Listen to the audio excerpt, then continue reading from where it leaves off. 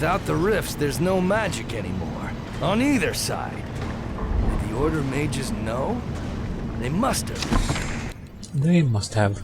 Anyways, hello viewers, this is Clockworks and welcome to map number 24 of Orcs Must Die, the finale! As you can see, I'm getting things started off right away by starting the wave quickly. This is essentially going to be a 5-skull guide. I don't know if I can call it a 5-skull guide. It's more along the lines of just how I did it, and this is how I got 5 skulls doing it, so feel free to copy if you want. Can you really claim there to be a guide for this game? Because you can do this, you can do this way, you know, you can do levels so many different ways. There can be no proper way to just do it like perfectly. You know, I can't really think of one way to do any specific level perfectly.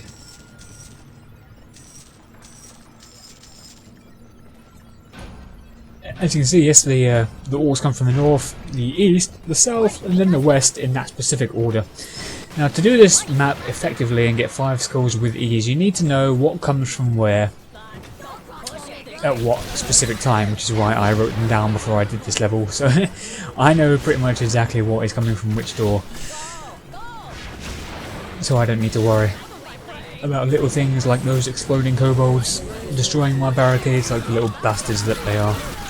And as you can see, I'm using the flame wall to efficiently kill them on the money pad, because you can place it just at the entrance of the number pad and they'll just carry on walking for a few more steps and then they burn up into pieces. You can see I'm selling all of my shit here and then moving on to the next door.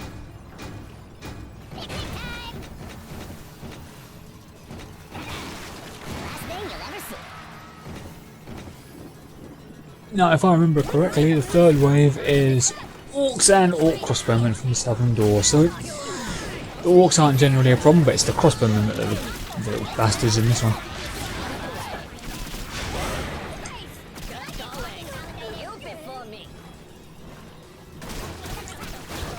This is why I hate the crossbowmen. Little fuckers destroying my barricades. You guys need to stop that this instant. Well, that's 700 lost. Fourth wave, it's just orcs. You're not going to have a problem with the fourth wave. We'll block off any other paths that they feel like taking.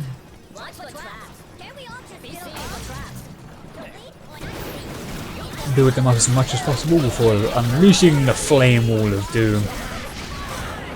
And just push them back with the wind bolt and try and build up your energy before the group comes back, so you can put down another flame wall. It might have been a good idea to drop down the old, to take the what's it called, the magic weaver, but in the end I end up taking the steel weaver for a very specific reason. And look at this guy orc here. See that orc there? He was just chilling. I don't know what he was thinking, but you can't play dead in front of Clockworks. Anyway, I'm not going. My strategy for this was to barricade off all the entrances except for one. However, you can't do that for the 5th and 6th wave because there's a mass amount of suicide kobolds that come on the 6th wave, so you've got to defend it for yourself. But for the 5th wave, it's 2 ogres, so just do that. I now have 2 ogres. Victory! Now the good thing about ogres is they always run along a straight path, so when they come out the doors you can always expect them to just come along the middle until they have to turn the corner. And here is the 6th wave. I'm going to pick up this snow, drop it in there and then drop a firewall.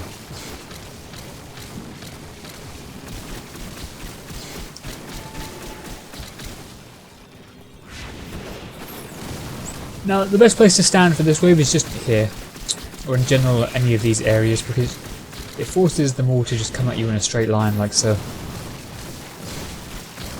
So you're pretty much safe. But the one thing about this wave I hate is if you have converted ogres, they will follow, like that fucking piece of shit there. I'm going to have to kill him off later. And if you want to kill off a converted ogre, just go ahead and sell the mushroom patch that you dropped down to convert him. That stops you from selling mushroom patches and then you dropping them down again for instant use, because it would kill off the creature that you converted. as you can see, that is pretty much my setup there. Nothing's getting past that area, so we're good. We're all good here. Now, I'm just going to look for the mushroom patch since I'm pretty much safe. Yes, the 7th wave is all orcs from every door, so we're pretty much good. Now, these are the 2 mushroom patches I want to sell because fire and ice are completely out of place. This also happens to be the southern door. My entrance into the rift is up the northern entrance, so this is a very specific reason I'm doing what I'm doing here. And you will learn of my master plan later. Not now. Later. Doing a bit of pausing there. I don't have time to deal with you fucking Knoll Hunter. Just get in the acid and be a good little wolf. You as well. Oh, it's a good thing I'm not using the sword then, isn't it? Little orky. Now you're probably wondering what all that slow field is for. This. I'm going to lay an entire row of archers along here. Because it's mainly to deal with the suicide kobolds that come at wave... yeah, there's some more suicide kobolds that come at wave 10, so... However, they only come from the north and the south. So if I manually guard the north myself, and put a whole row of archers along the south, nothing will come out of that door. Hell, they'll pretty much kill everything anyway. But also, I don't need to worry about them being backstabbed by melee units, because anything that comes out of the east and the west door will go straight to the north, because that's the way into the rift. So nothing will come behind these archers. You don't need to do this way. You could put down a shit ton of brimstone as well if you wanted, instead of tar traps. And then you wouldn't need archers. It's all personal preference. Personally, I found this way to work better than brimstone. And it looks cooler too, than just a field of brimstone.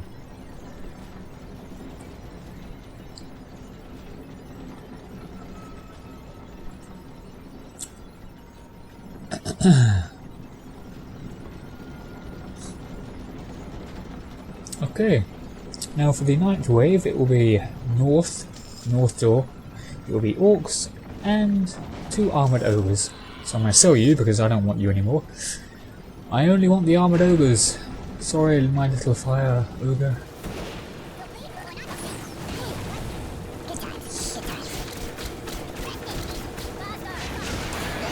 Get out of my way! I don't have enough to convert the second one yet. Now I do. And I'm glad that converted the armoured ogre, because that would have been annoying if it only converted the standard orc that was right next to him. Apparently it converted both, but apparently they go ahead and attack each other afterwards, so... And if you didn't know that, you can use the wind belt to right click or alternate fire and pick up coins that are in acid, or past doorways.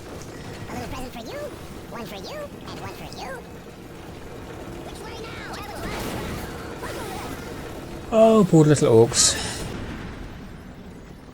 Run into my field of doom, my grinder field of doom.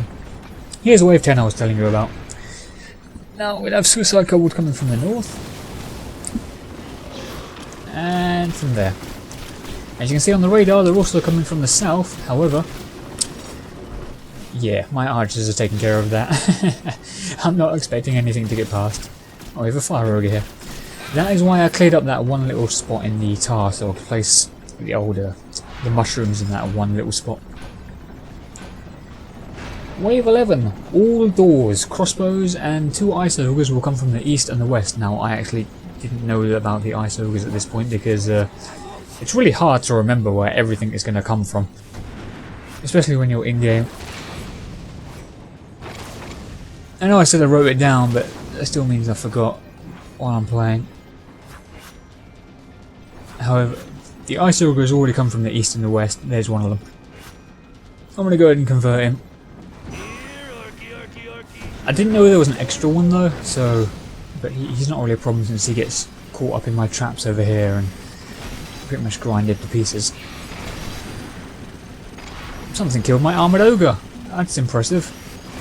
I don't know what could have possibly killed him. I'll go ahead and take the coin from here anyway. There he is. I'm not going to convert him because then he would sit by my barricades and destroy them whenever something got close. So, no thank you. I don't need some measly freaking ice ogre anyway. Frost ogre. Well, as soon as I can I'm going to go ahead and get the other upgrades, but it seems like kind of a waste since this is the second from last wave.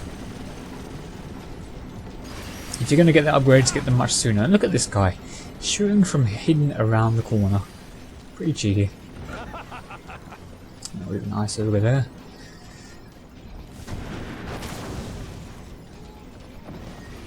I'm sorry, Mr. Frost Ogre, but you have to go.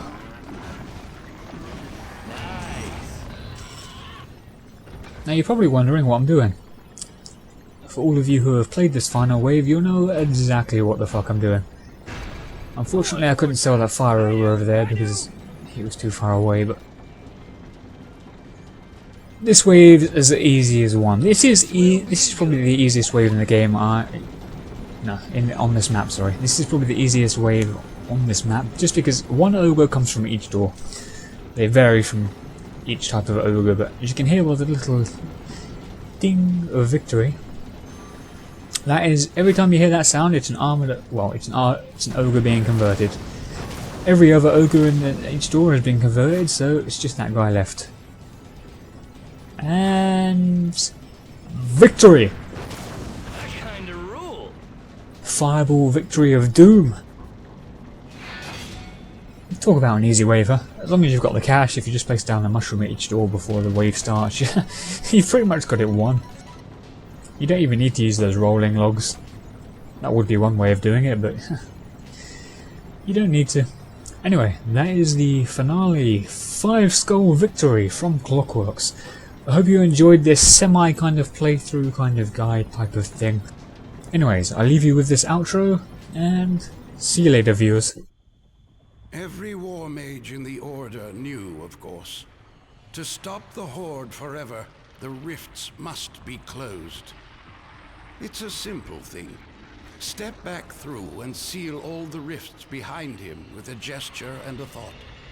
A spell even the most dim-witted of us could manage. When the rifts close, the magic dies. Of course, that means no more mind-controlled orcs and ogres. But it also means no more fortresses strengthened by magic. No more summoned rain clouds when the droughts come. No more village spells to help heal the sick.